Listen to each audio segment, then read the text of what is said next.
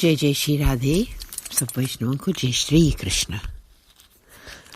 Continuing with Varta 62, and it's day 84. Continuing the story of the king and the Vraja.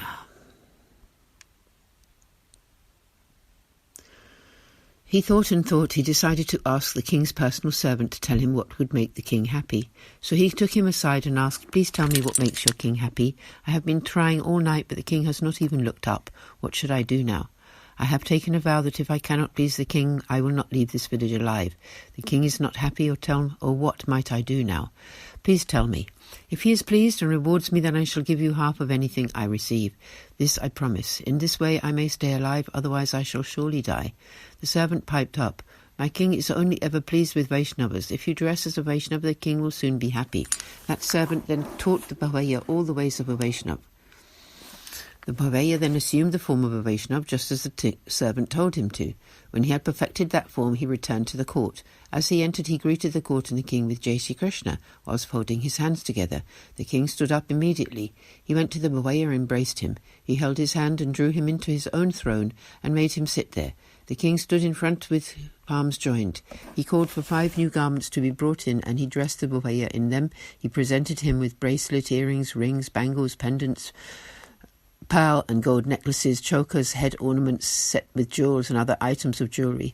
He also gave him horses, a chariot, a palanquin and all new furnishings, 1 large village and 1,000 rupees. He gave him and his entourage a lot of supplies and said, "Please tell me if there is anything else you need. I will serve you in any way I can." He stayed there standing with folded hands. Bhav Prakash.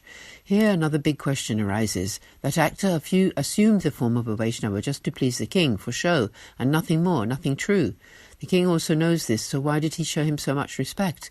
Why did he give the actor gold and jewellery, etc., that should have been for the Lord's use? The answer given here is that even the costume of a Vaishnava is non-different from the Lord's forms. The king's soldiers wear a uniform with the king's insignia, and the king respects that uniform, and the king's people respect him. In the same way, the dress and form of a Vaishnava is the form of the Lord's associates. Therefore, the Lord's servants, his accomplished Vaishnavas, all respect that form and bow down to it and welcome it.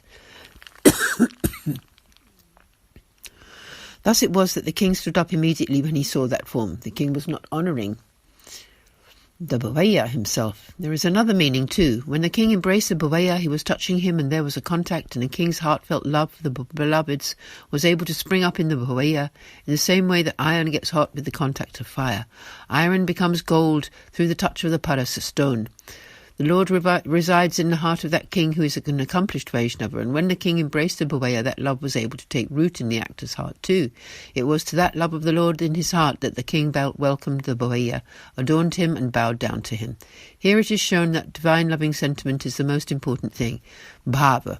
It is through such divine loving sentiment alone that the Lord takes up residence in his image. That is how powerful it is. Therefore a Vaishnava should see the Lord in everyone and everything. Then the Lord will be pleased. Part 1 continued. After this, the chief minister and all the village businessmen gave much wealth to the Vraja. When morning came, he went back to his camp, still dressed as a Vaishnava. As he arrived there, he looked back and saw that 4 misshapen and foul-smelling women were following him. The Vraja turned round and asked them, "Who are you, and why are you following me?" They said, "We are 4 types of murder. We lived in your body. Murder of cows, of Brahmins, of one's wife, and of children.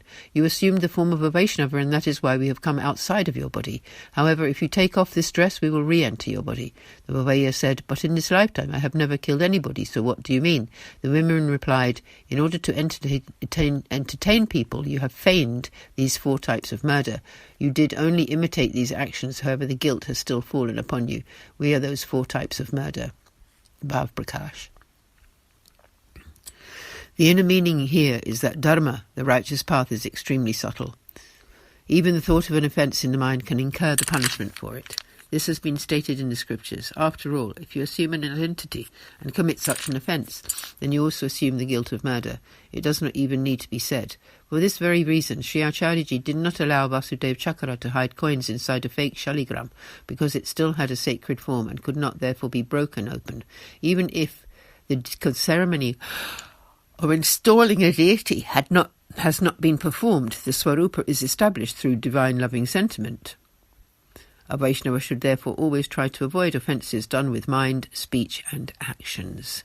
Part 1 continued. The Bhavaya asked the woman, "So if I never dispose of this woman, what will you do?" Then the murdered women said, We would not be able to come anywhere near you, and so we would go somewhere else. Thereafter the Bhavaya never dropped the form of a Vaishnava and actually became a Vaishnava. Bhav Prakash. This story recounts the importance of a Vaishnava's form of a Vaishnava and actually became a Vaishnava. Bhav Prakash. This story recounts the importance of a Vaishnava's form. A Vaishnava should be such that even the spirits of murder must stay far away. The brilliant part of this story is how the Bhavaya's heart was purified the touch of the king's heart. Why was that possible? Because Sri Vallabhacharyaji Mahaprabhu resides in this king's heart. How can murder stand before him? If she did, she would get burned. Therefore, at the touch of the king, they left that Bhavaya's being, and thus his heart was purified. He gained knowledge about Vaishnavism, and actually became a Vaishnava. Accomplished Vaishnavas should always meet with a totally open heart and hug without any kind of deceit inside. Then the heart can become pure and a connection to divine love is established. This is the purport of the story.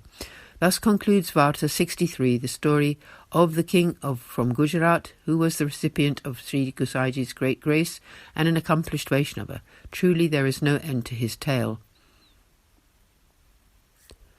Thus concludes Varta 62. Varta 63 now, the story of Daya, a Bhavaya or an actor from one village in Gujarat, Bhav Prakash. He is a devotee of Tamasi disposition. In the eternal Leela, his name is Bahurupani. She would assume many types of forms and entertain Sri Thakurji and Sri Swaminiji. She also helped them when they wanted to dress up in disguises. Both of the beloveds are always very happy with her. She manifests from Kalahansi and therefore is a form of her divine loving sentiment. Here she was born into a family of performers. From childhood itself he was skilled in dance, singing and disguises.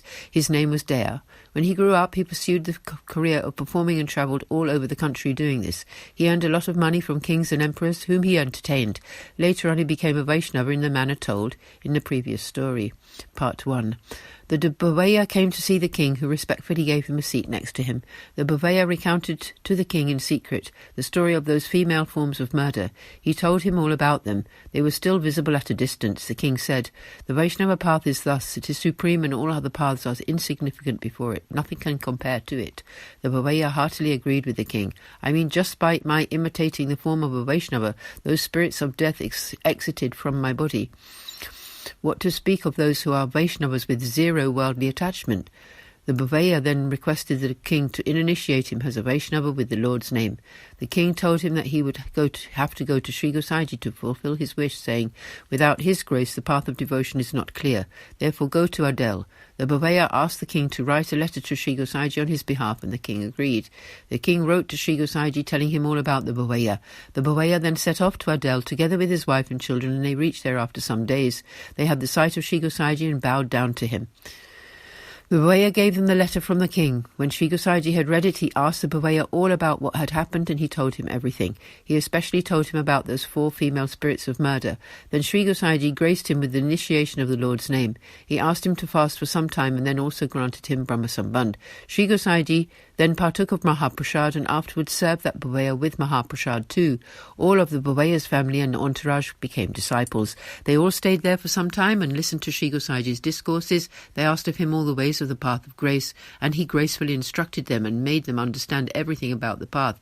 Sri Gosaiji then left for Natadwara, and the Bhavaya accompanied him in order to have the holy sight of Sri Govardhanaji.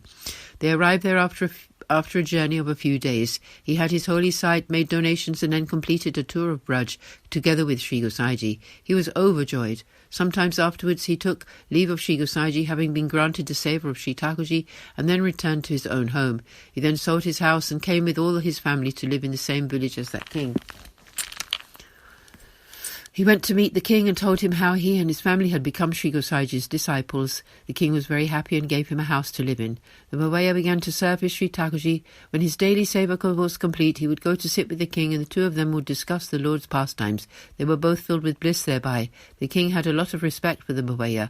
The Bhavaya became known as Daya, the good-natured Vaishnava, and he soon understood all the ways of the path. His Sri Thakurji, began to speak with him directly and let him experience his presence. This great joy all came from his association with the king, Bhav Prakash. The principle of this story is that one should find any which way to have the association of Vaishnavas who are dearly blessed by the Lord. From such company all happiness can arise and the path becomes clear. Vaishnavas are so many ornaments of the Lord, and one should have faith in their words, after which the Lord himself gives his blessings. The path of loving devotion can become crystal clear through association with blessed devotees. Any other method is inferior. The mind becomes pure by the contemplation of the forms of Sri Vallabhacharyaji and Sri Gosaiji. By doing this, the company of such beloved Vaishnavas will be granted and faith will be generated. Thus concludes Varta 63, the story of the Bovaya, who was the recipient of Sri Gosaiji's great grace and an accomplished Vaishnava. There is not really an end to his tale. Concluding the reading here today, Jai Shri Krishna, Jai Jai Shri Radhe.